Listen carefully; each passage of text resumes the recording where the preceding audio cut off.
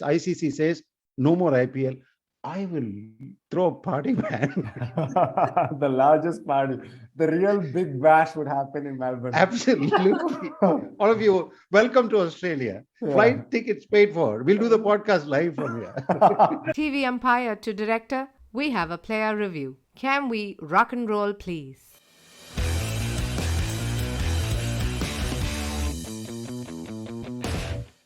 Hello and welcome to another fabulous episode of your neighborhood podcast, Bits and Pieces.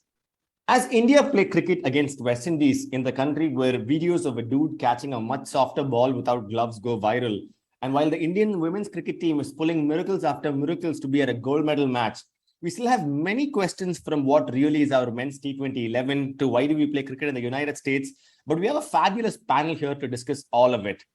From down under in Australia comes the man who put the Monash in Come On Ash and is vice chancellor at world-leading research universities and has always been our contact inside the stadium, right from the great demolition in Gabba. Our dank Hank from the tank, Mohan Krishnamurthy. Say hi. Oh God. Oh my God. so many trucks to run through that piece of introduction, but thank you so much. Happy to be here after a long time. Hi, Mohan. Following him is a special guy here because they say cricket is best watched with beer. But this man has a different take on that because from the hearts of Mumbai comes our second panelist who may not put Saha before Pant, but definitely put some Poha before lunch. The man behind cricket with Poha and Jalebi Substack, our helicopter shot enthusiast, since he's our quintessential chopper, Choppy McChopface. Say hi to Abhishek Chopra. Thank you so much. Very glad to be here. And my intro outdoes it every single time I'm here. Very glad. I try my best to match our senior experts. And of course, today is our smallest panel. We have only the three of us here. So I'm your host for the evening. My name is Murali Satagopan, and we have some really exciting topics to discuss. But kicking off the day has been the most exciting thing that all of us have, it's gotten our hearts pumping, and we really didn't think we'll get here so far. The gold medal match of the Commonwealth Games as our women's T20 team has taken it further and further up on the bar. So Abhishek and Mohan, take it away. What are your thoughts?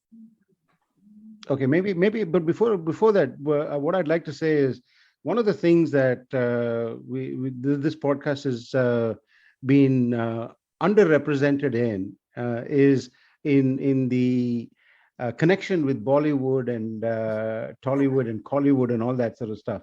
So Murali, apart from his many other capabilities, including being one of the few people that actually play the bloody game, he actually has acted with some of the greats in Tamil cinema, and from that point of view, he's also looking sartorially very elegant in this podcast at the moment.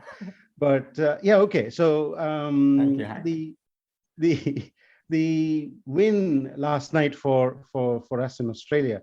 The game finished around midnight for us in Australia. Was just absolutely fantastic. It was really, really good to see that the Indian team kind of pulled victory from the jaws of defeat, actually, because at one point in time, England was really, really going quite smooth, and it looked like they would win it, and somehow they imploded. I think that's fair to say. Of course, the Indian women bowled really tightly and really well.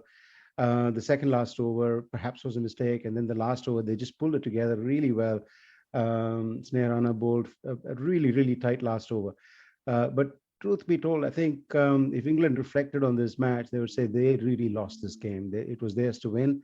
At one point in time, they were cruising, and there was a silly sort of reverse sweep chop shot into the wickets, and then a run out that should never have been there, and then another run out that probably should never have been there, and then suddenly they were looking at a defeat. So this is good to see that the England women's team is capable of doing what the Indian men's team had perfected in the 90s. So that was good to see that happened. Really, really happy for the team to be in the finals, where they will meet this juggernaut of a team, Australia. I think we'll see what happens then. We'll discuss that soon. But they are my initial reactions. Good match, good win, but I think slightly lucky. Yeah, I didn't watch the full match myself, but the mention of the reverse sweep by someone from the English team brought back memories of the 1997 World Cup final, when I think it was Mike Gatting who hit a reverse sweep Correct. of Alan Border, and that was the end of the match for England. So, yeah, I mean, if the English themselves start disrespecting the coaching manual, as they say, this is what they deserve. Yeah, and yeah, I think. It's also nice to see India getting over the line against England, because the last time, I think it was the 2017 final, where we came oh so close, and yet could not win the tournament. So I think it makes it sweeter, and yeah, I mean, it's just very, very exciting to see them go this far, and here's hoping for the best against a very, very, very strong Australian team. I think the word Mohan used, juggernaut, is exactly applicable. And but yeah, I mean, hoping for a miracle. I'm really surprised about this. Okay, so as I was watching the game, I kept thinking, did India really? I mean, they did great, but at one point, England, who were I think completely having the game in hand, had entirely different intentions. Like they just fell right over right after the Daniel Wyatt wicket, and we still gave them chances. And this is something I wanted your thoughts as well, right? There was a very strange Shefali Verma over in the 16th, right? Absolutely. 16 and 18. Oh, no, was it the 18th over that she bowled? She bowled the 18th over. 16th and the 18th was Sneerana. Thankfully, she came back. But there was Deepti Sharma, and before that, Radha Yadav. And I was thinking that was going decently because Renuka gave a great over, I think 6-7 runs odd. Radha Yadav came back. And Deepti Sharma continued to give a 4-run over, and 15th over, and it was really lots of pressure. I was very surprised with the Shefali Verma move, and it could have really changed the game completely. What are your thoughts on that? Well, she gave, if I remember right, 18 runs or something in that over, and that may have been the over that lost the game for India. But then somehow they really pulled it together right at the very end. There was a catch which went straight to Harmanpreet Kaur and so on. So it's exactly what as I said. England seemed to do what the Indian men's team perfected in the 90s. And that's exactly what happened. That was an art form that the Indian men's team absolutely nailed in the 90s. And this is exactly what I saw happening to the England women's team. And it was so heartwarming. It's unfair and probably disingenuous to say that the Indian team got handed the victory on a platter. That's not what I meant. I mean, that would be completely wrong. And that's not what I meant. But this was England's match to lose, and they did lose it. There was other strange things that were happening. The players were yelling at each other on the field. Even when the bowling was happening, misfields, people were yelling at each other and so on. This is what Srinath and Kumble used to do for breakfast, when they were So there were so many parallels with the Indian men's team in the 90s and early 2000s. So yeah. Look, and in England, just looking at the match in the bronze medal match against New Zealand, they're doing pretty badly. I think they just lost it in that reverse sweep moment. I think that's the match. That's the moment that probably left England completely crumbled. And I think good luck to the Indians. Came too close to home for the English, I guess. Possibly. No, I think I think what you meant to say, or how I understood it, is India did a great job by just being somewhere in the reckoning, even in a match which was probably going to be so one-sided. So they did well by being in the hunt for so long, and then as soon as one mistake happened, they were immediately into it. And yeah, I think there were a couple of things that I noticed. One was obviously Harmanpreet's body language and histrionics were very, very much on display. And I think it was Lisa Sthalikar who asked her later about all of that, and she was very, very cool to mention that whatever body language was there, and I think if she's fired up, it gets the team fired up too. So which I thought was quite nice. And I think the other thing was even some of the decisions. I mean, the over given to Shefali, for example, was she's not afraid to make a couple of left field decisions from time to time, especially, and if they turn out to be so good, then I mean, all for more of them later today. Yeah. Absolutely, and this is a new brand of captaincy for me. Like it's a lot like, I mean, I cannot say this is the whole Virat taking over from Dhoni kind of analogy, because it's really not. I wouldn't compare Mithali to Dhoni, and plus we have a lot to talk about Mithali as well. But in general, some of the comments were pretty interesting. But in general, what I feel about Harman is that it looks like she's firing this team up to deliver the 110, 115%, right? Like I did not think, even by the Shefali Verma standards or the Deepti Sharma standards, I think the kind of overs they delivered, the kind of hunger and fire there is to say, hey, we have not lost this, neither are we going to lose this. We're going to keep at it at least until we can drag it to the 20th over, was really, really nice to watch, right? And that the catch at mid-off when she took, Harman felt like, man, we've gotten this, like we've gotten here. Because those were really, proper goosebumps moments for some of us watching this. We've never seen this kind of fire. And I really think that, I mean, I know Australia is an absolute monster and, they have breezed their way to the final. But I still think I'm not writing India off by any measure. That's how I feel about it. On that note, I definitely wanted to hear about this very interesting comment that our ex-captain Mithali Raj made. Beautifully, commendable thing to talk about.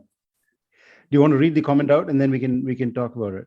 So here's what Mithali Raj tweeted at 7:19 p.m. on 6th of August 2022, which is yesterday. What a nail-biting finish. That was a special final over from Sneh Rana. The fiery knock from Smriti Mandhana set the tone, and Deepti Sharma chipped in with crucial all-round contribution. Top stuff, Team India. All the best for the final. Let's go for the gold. I don't know if this woman is fully retired yet. I just begin to worry that some part of her is still attached. She feels like, oh, I'm still probably a captain here. Because I would really give credit to poor Harmanpreet. I think whatever she did, despite with the bat and with the way she led the women on the field, was pretty amazing.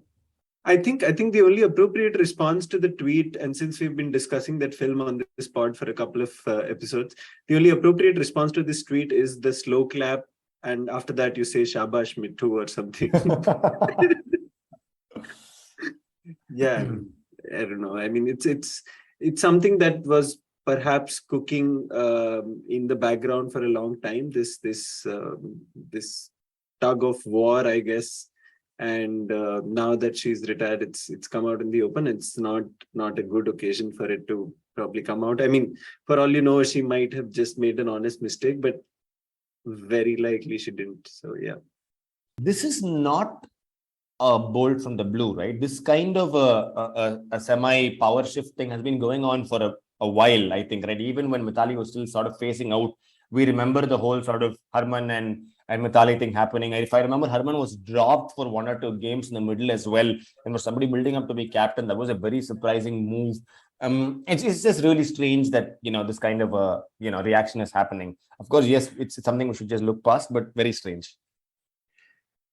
Yeah, look, I found it strange. I mean, I simply think that I thought, and I hope she's a bigger person than this tweet, or maybe we're reading too much into it. That's the other lens that we could put on it. But it seemed really, really strange, and I wouldn't ascribe pettiness to her makeup, and I hope it isn't. But I hope if she's truly happy for the way this team is coming together, and it's actually coming together well.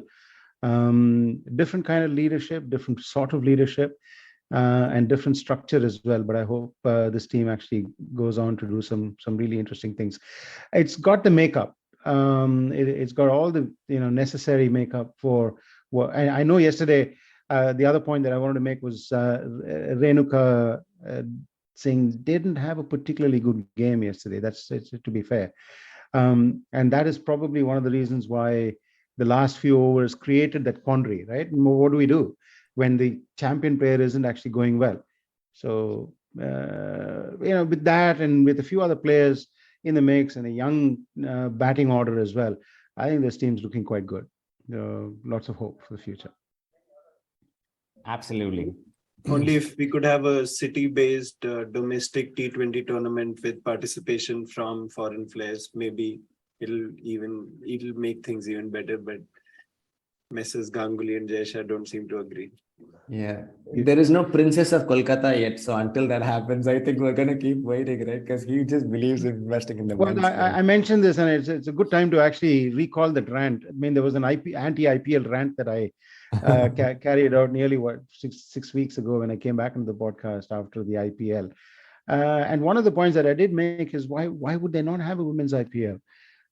Is that going to rob from men's game? Is that why they don't want to do it? Is it going to steal the thunder from the men's game? Well, put it together. I mean, do it. But somehow they don't seem to want to do it. And if they do it, who knows what the Indian women's cricket team could actually do. I hope they actually pull their finger out and do something about it very soon.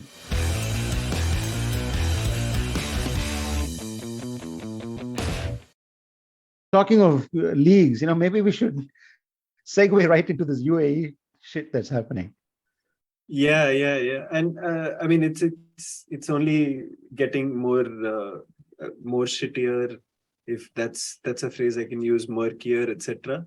So essentially, what Srinath mentioned in the last episode is that we have this UAE League coming up, where the rumor around the mill is that the owners of, or the people behind the league are people who are the landlords of the ICC in Dubai, and hence, I mean, nobody's sort of stopping them from doing all of this. And I mean, if there is a shitty situation, Manchester United is involved, and here they are one of the owners of the teams, and there are IPL teams which have ownership, etc. The worrying part, which Srinath mentioned last time, was that they are going to have an allowance for 9 overseas players, and I think even Each bigger team. number in the each team, Yes. Each team, yeah. And even bigger number in like the overall squad, which essentially means that the team owners will just like go crazy with the money that they have to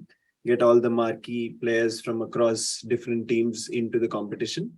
The situation in Australia is the one to watch out for, where we discussed how David Warner is not going to be very keen to play in the BBL because he's going to get a lot more money in one of these leagues, this or the South African League that's also coming up at the same time. The South African Indian League, right? Yeah, also has. I think all the teams are owned by the IPL teams, given Yes. how maybe they feel a connection because the second season of the IPL was held there after the Indian government could not provide security to the IPL, and also because the time zone, I think the South African time zone suits us just fine in terms of viewership numbers, of TV viewership numbers. So essentially, Cricket Australia has now come out all guns blazing to say that they will do whatever it takes to keep Warner in the BBL. Essentially, there were a set of special contracts that they had for guys like Shane Watson, Shane Warne, etc. when the BBL started, so that they could be recognized as players who were like a cut above the rest, etc. And just piggyback on their popularity and their strength as players. So Warner is going to be offered something like that to keep him in the BBL. However, I mean, it'll be interesting to see if they're actually able to go ahead with it this year and how things shape up next year, because I don't think it'll take much for the UAE teams to up the ante, and whether the Australian board will be able to stay in the race will be interesting. The other thing is that all the other boards are already worried about this. There have been concerns raised in some ICC meetings or the other about just the general scene of the leagues taking over the calendar, and especially the ones that are coming up, which never, as Srinath mentioned, got the official go-ahead from ICC. But this one has, the UAE one has, and it's a game-changing sort of set of rules which they have. So yeah, it'll be very interesting to see. Meanwhile, there are other players. I mean, I think it's now like two players every week who announce the death of ODI cricket. Moeen Ali is the latest one, who said that, I mean, it doesn't matter anymore and players are not keen about it, etc.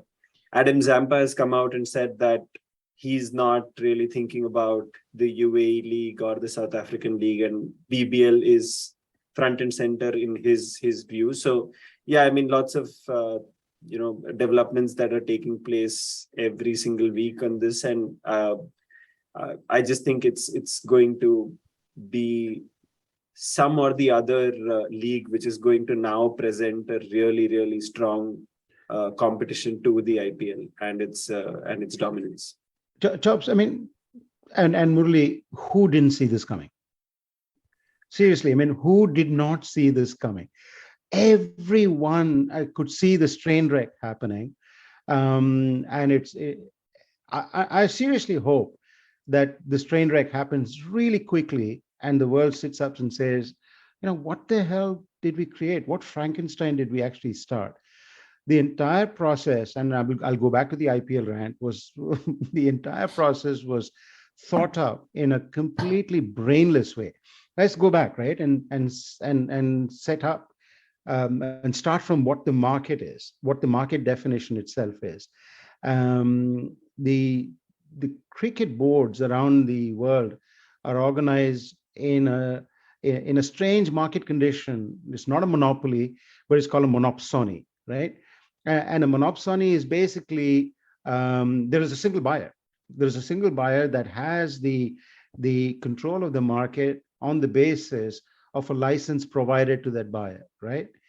And in this case, the BCCI is a single buyer in the Indian market. The government actually doesn't legally recognize the BCCI as a representative of cricket in India, but through some sort of form of market definition, the ICC says the BCCI will control everything that's happening in India, and will put together a market, an Indian team that will face other teams in international matches and so on.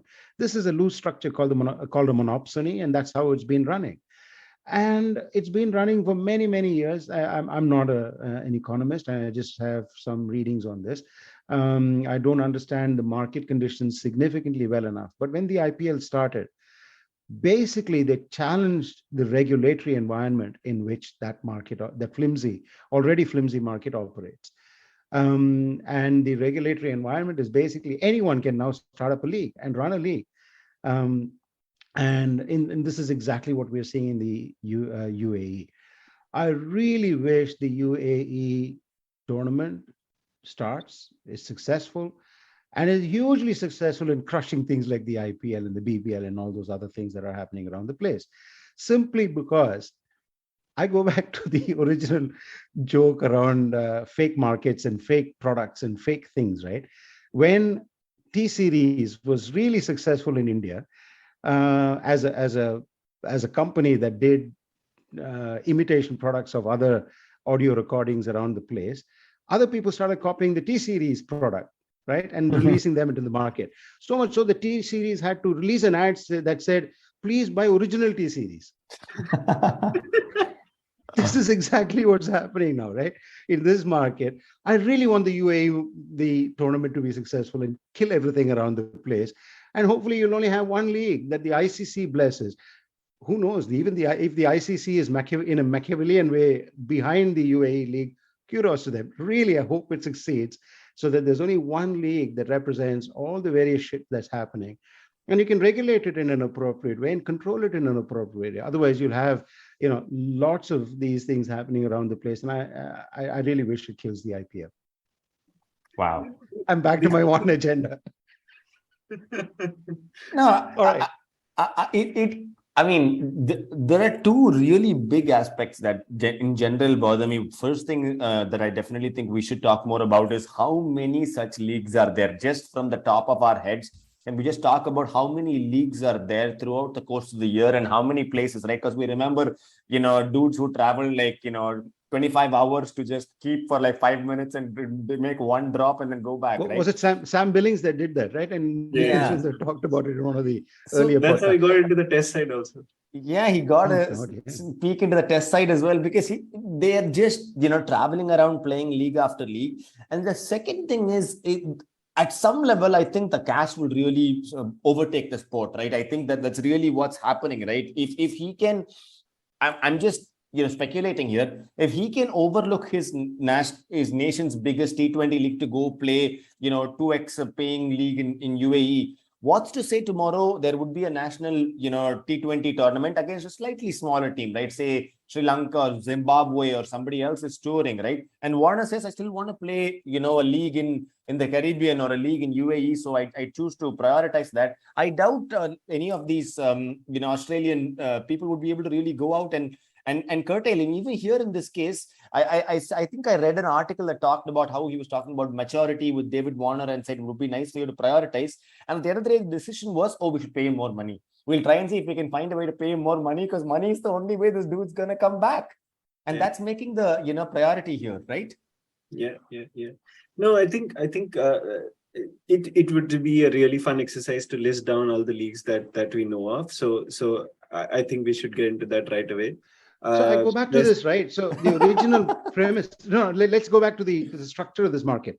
The original premise is that Cricket Australia is the only buyer of talent in Australia. Well, the UAE League is saying that market condition ain't valid anymore. The monopsonistic market requires CA to be the only buyer of resources in Australia. A loosely defined and ordained decision and boundary created by the ICC. The Australian government doesn't say that CA is the representative of Australian cricket or cricket in Australia. ICC, through this vague condition, has said, okay, here's CA's license to be the single buyer of resources in the Australian market. UAE tournament and other tournaments around the place are just challenging that completely and saying, no, hang on a minute. We challenge that market condition itself. So I go back to ask the question, who did not see this train wreck happening? It happened. It was obvious it was going to happen. And I really want this to happen very quickly. That's the point I want to make, right? So that we sit back and say, what are these various leagues? Under what conditions are they operating? Who has ordained who has provided a license for it to operate? Who has the ability to provide the license to operate? Football sorted it out 50, 60, 80 years ago. Cricket hasn't sorted it out because cricket has always been happy with multiple elephants in the room, right? Not just one, multiple elephants. They just keep wandering around in the room from place to place, nodding their heads at each other. This is the time to sit up and say, let's sort this shit out.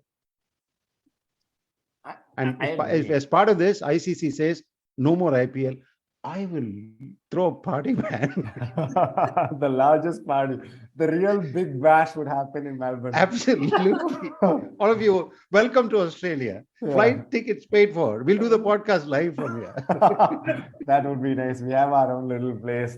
I mean, Mohan makes a lot of great points, right? Like, I mean, to respect both of the requests here, I'm just trying to quickly whiff out the number of leagues I can think of, right? You got that?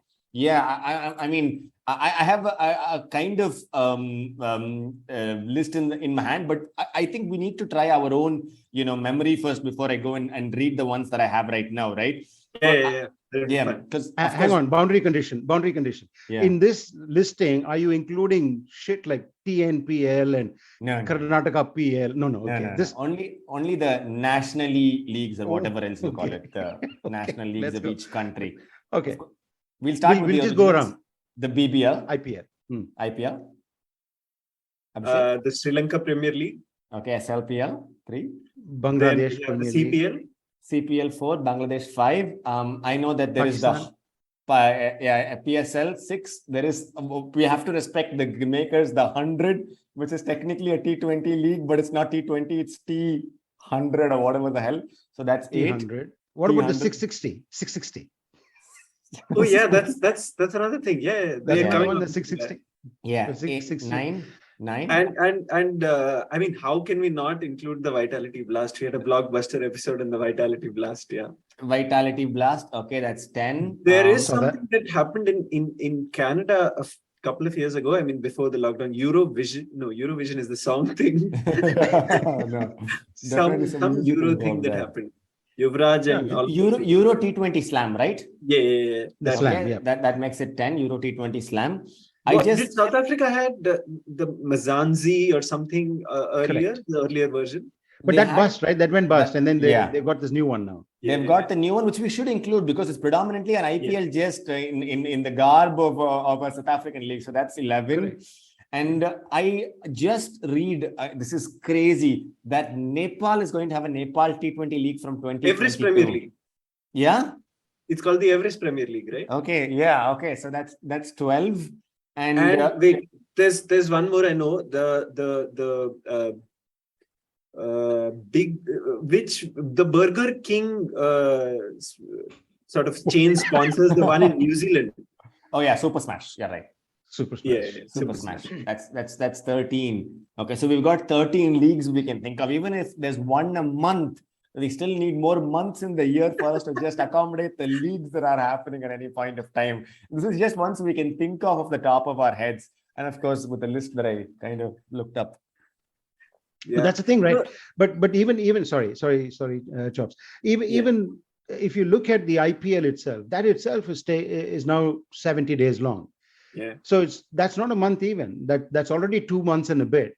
You have the BBL that goes on for nearly 2 months. So if you put these 13 overlapping windows, that's a massively cramped calendar. And if each of them is throwing lots of money at cricketers are going to say, forget playing for Australia, forget playing for Nepal, forget playing for Afghanistan, forget playing for India. I'll just keep going around the world like Sam Billings, burning lots of fuel and playing very, very little good cricket. But they making get a lot tons of money for it. while at it. Yes, Making exactly. tons of money.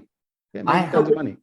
Mohan, Chops. I mean, question to you: do you think it'll end up like football? Is that where you see this going now? I hope it does, where there's some regulation in the market that says the conditions under which we structured this, we need to relook this. We need to relook. I meant how more, we do it. more in the sense that the calendar is dominated by club football, and there are windows for international football. You have a Euro Cup or a World Cup year, and you have a bigger window. Otherwise, you have little windows where you play friendlies or whatever. But that would require all countries to come together to see. And that's exactly my point from before, right? The ICC is completely toothless in organizing, in regulating, in mandating, in actually creating meaningful windows like football has been. Football has been quite strong in saying, okay, these are the various things that we will do, and these are the areas in which we will release all the players from all the club formats so that they can play for country, right? And the World Cup is the premier event that they control, and they will not allow anything to come in its way. The ICC has been extremely lax in providing any steer or any direction of this sort. The one thing that the proliferation of these leagues does is, I think it gives back power to the players. I think one of the things that's going to happen is we are going to have to do away with all these drafts and auctions and all of these things, and players are going to become free trade agents, and they'll have obviously their own agents. And correct. That will mean that a lot of these bodies like Chennai Super Kings or Trinidad and Tobago Tridents or whoever they are actually going to have to shell out a lot of money for the marquee players. The players are again going to become richer. They are not going to be at the mercy of their boards, who are constantly, while all the people in the board make lots of money from ways and means that are not exactly above board. But let's go back. Let's go back a little bit, right? If that happens, that each country has its league. Now we counted 13, right? Yeah. These are 13 leagues for between that's happening when there are only 8 teams playing. I'm just exaggerating a little bit, right? But if you look at football, what's happening is all the club football happens at the same time, more or less, give or take. Hemisphere. The season is the same. The season is the same. So club cricket, does it happen in the same window? It doesn't. There are overlapping windows so that throughout the year, a cricketer could be busy playing just club cricket. But if we pull back and organize it like soccer has done, right? Football has done, all, let's say, European soccer, and we can divide that from northern and southern hemisphere, but let's assume that we're only talking about northern hemisphere dominating football. That calendar, all club football happens at the same time. So you can't have Dhoni playing for Manchester United, finishing, packing up that tournament, going and playing for Barcelona, because the Barcelona tournament is happening at the same time that Man United is playing. So club cricket will happen parallelly in all countries at the same time.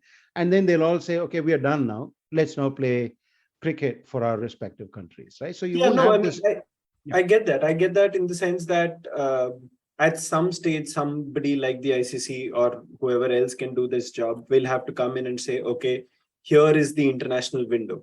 No club cricket at this time. Club cricket, league cricket, nothing is going to happen at this time. But I'm saying that even beyond that, if the power comes back to the players like it did back in the era of Packer or whoever, if it comes back, I think that's going to be great for players, because there's a lot of the flag of nationalism is foisted upon cricketers very, very often, where they are called upon to respect the great cricket tradition and play for the country over the club. I mean, without realizing the fact that ultimately, as a cricketer, as a top flight cricketer, you're talking about 10, 15 years of your prime, where you can earn all the money or most of the money that you're ever going to earn. So if a Moeen Ali or a David Warner actually wants to say, okay, screw the BBL, I'm going to go off to UAE, or even, screw the Ashes. I mean, one day, Australia, England doesn't matter to me. I'm going to look after my family, go to the UAE, earn a lot of money, and then, retire in peace, because I can't trust the Cricket Australia authorities to take care of me. That's a valid decision. And I mean, most of us would end up making a similar decision if presented with an opportunity like that in the respective areas that we work in. But so I question that. I would be very glad if that happens. But I question that, right? Because if you say that, I learned all my cricket on my own, right? Sitting in my bathroom. Well, you didn't. You actually the kindergarten in which and the nursery in which you actually learn cricket is governed by the country system, the National structure bodies. that the national bodies, right? So you can't say, okay, I learned all my cricket. I was born with a cricket bat, and therefore, that's how I grew up, and I'll ply my trade anywhere. There is at some point in time a reason for you to sit back and say, okay, for these 6 months, I am free to do whatever I want, but for the rest of the 6 months, I owe it to the nursery that skilled me in what I'm doing, right? What I have done. And that is what I think cricket needs to come to grips with. I agree that with the premise here that as free agents, cricketers should be allowed to go anywhere and play however many matches in a window when every other cricketer's got the same ability and the opportunity to do that. Yeah. At the end of it, you come back and then you say, okay, now let's pay back to the nursery in which I learned my trade. That would be my twist on what you suggested. Mohan, just one small thing. I think that landscape is also changing, and that landscape is changing very, very fast, because a lot of these IPL teams are already organizing school cricket tournaments in the cities that they operate in. And you're absolutely right in saying that the system which has given rise to the players and the stars of today is the local cricket system run by the very same boards or representatives of this boards that are trying to be the single biggest buyer of cricket resources, as you rightly mentioned.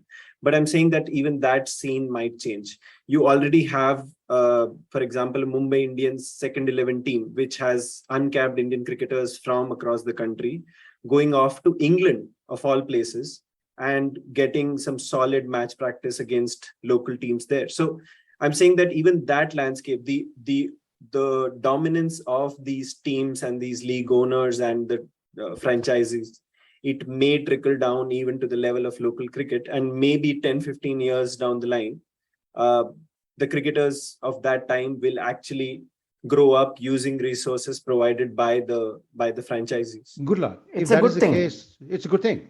It's a Because great the thing. more you have these nurseries that are actually like I mentioned in my rant as well, right? Initially, when the IPL itself started, they had this concept of a catchment area in which you could build your talent pools. Yes. That's gone.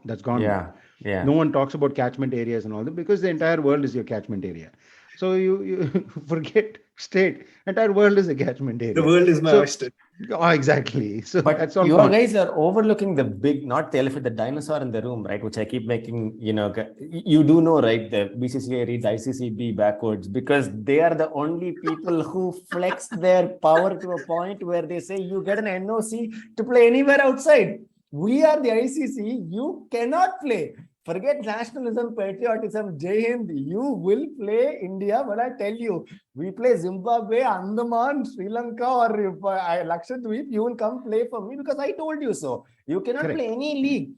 And it also, I will have to also add the caveat that they have the power to flex, saying we pay tons of, probably literally the most expensive league in the world. But even outside of that, if Rohit Sharma wanted to, he could make 3x the money in the next 8 months, right? But he's leading us against West Indies and Zimbabwe and everywhere else because, like Ganguly says, boss, I'm cracking my whip. You come right back, and he comes, which is a way you can approach it because neither Australia or even England, for that matter, can do that flex. Yeah, that's true. And I think the cricketers from India who have taken that call of saying bye bye to India colors, etc., are players who have not been able to do well at the domestic level. So I mean, the world knows that. I mean, so what Mohan is saying about the IPL universe coming crumbling down, it'll happen the day a Indian cricketer in his prime decides to say, okay, I don't care if the BCCI doesn't consider me for India ever after. I want to see that happen. Yeah. I really want that. I really want to see an Indian cricketer do exactly the same thing that Warner has done, and challenge the authority of the BCCI to say, on what basis are you saying that the only buyer of my resources is you? No. And now, can an umpire say, you know what, BCCI, I don't need you to provide me with a license and the only license to umpire a game. I'll go to the Central Authority Board UAE League and happily umpire there. I wanted to start there. A coach that says, I don't need any of your coaching stints for Karnataka and Tamil Nadu. I'll coach in UAE. Let's see this slowly break, right? Because the courts tried to break it. They couldn't because, Messrs. Shah and Ganguly came back and flexed. Yeah. It's there.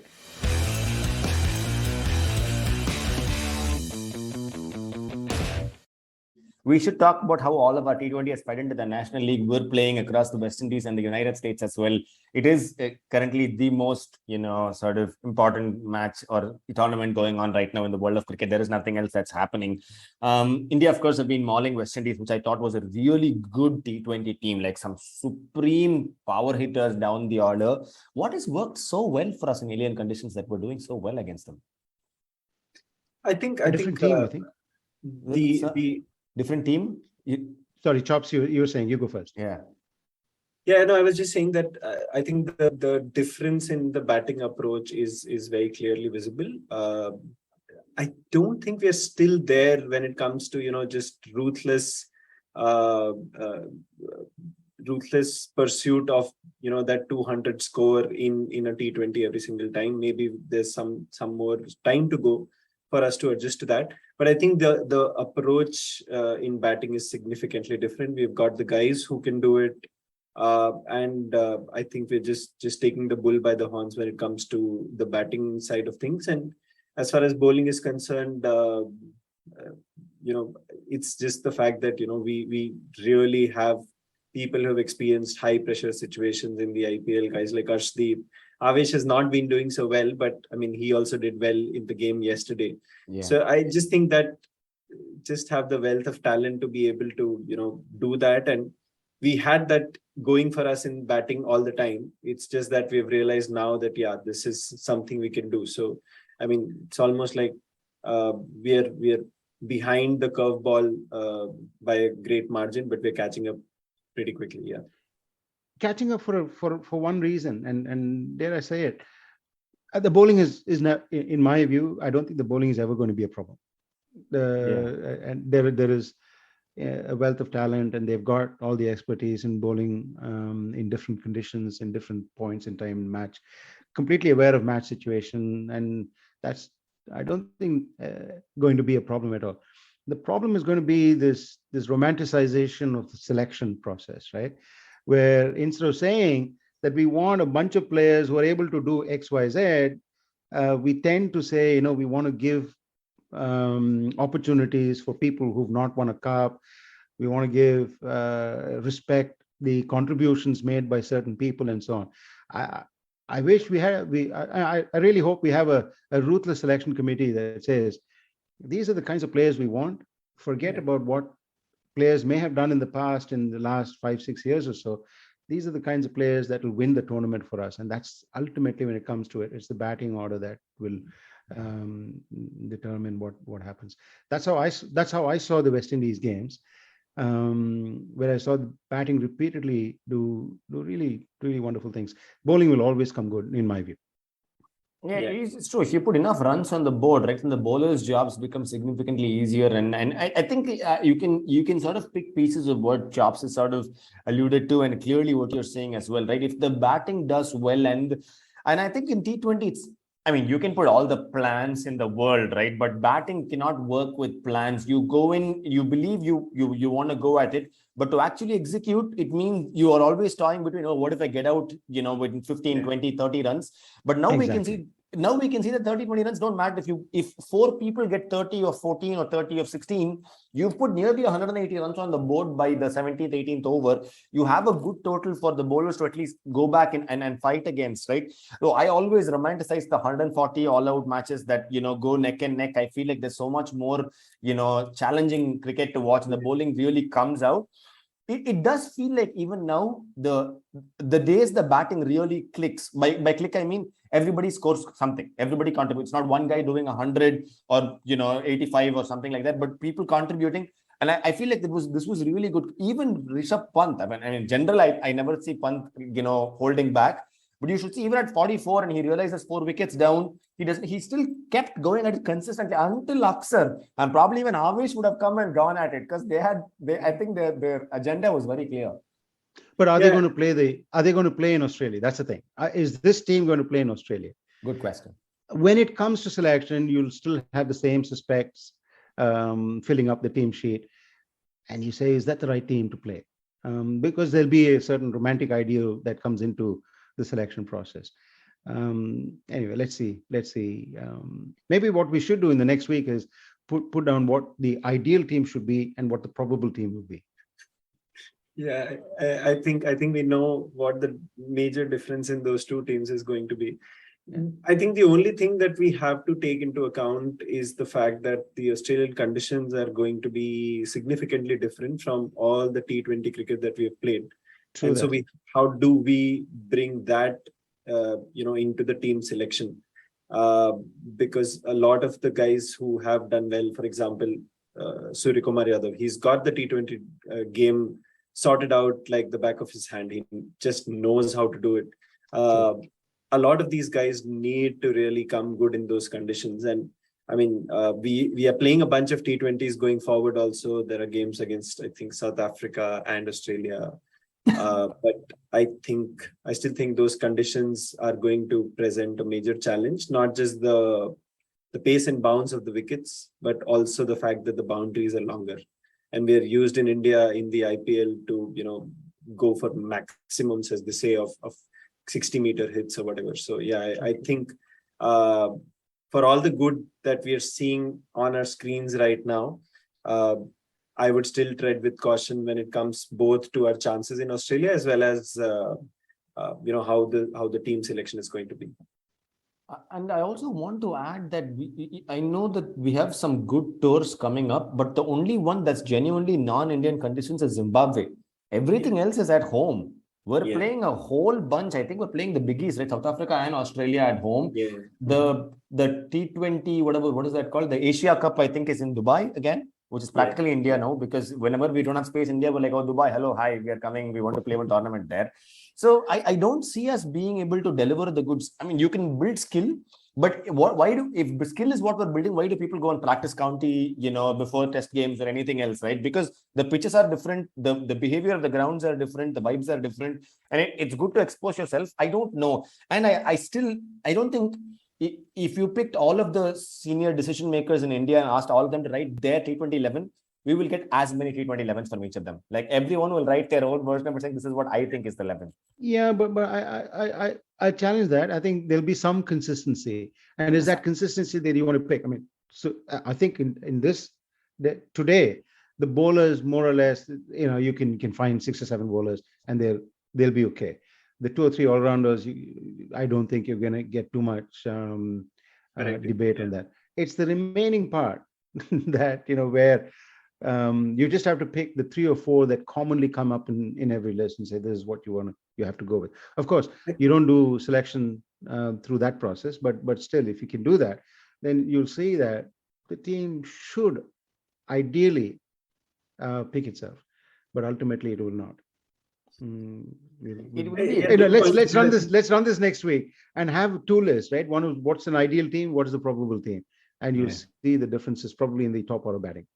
Yeah, probably. I think 2 points there. One is the very disheartening news about Harshal. He's developed a side strain. They're saying he's going to be out for a while, and it might even go into the World Cup. So I think he was a real gem with the ball. I mean, he still is a real gem with the ball, and I mean, he brought a kind of skill that nobody else in the Indian team had for many years. So I think his absence will be sorely felt. And the other thing is the fact that I think India have already mentioned how they plan to go and get acclimatized to Australian conditions like 2-3 weeks before the tournament. I don't know how they're going to squeeze in time for that, but yeah, I mean, I really hope they do that, because for as long as I've watched cricket, one of the banes of tours away or anything away from home has been, half the series or tournament is over and we're still getting used to the conditions. So I hope they don't make that mistake for this tournament. And I truly hope as well. And I have a huge, looming question about who are these people who are being groomed on the T20 front itself, right? Because if I know, and I might as well say explicit names, but people who are not even in the squad are definitely, I feel like are going to be definites in the, World Cup, right? And I'm certain it's going to happen, right? He's not here right now, but I'm pretty certain he's going to play in the World Cup 11. And there are a bunch of players who are going to come feature, right? Which means they get dropped or rested or holiday breaks at different points of time, but when the big leagues come, they are coming in.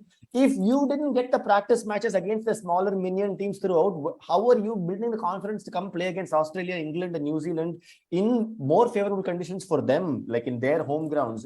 It's going to be supremely challenging.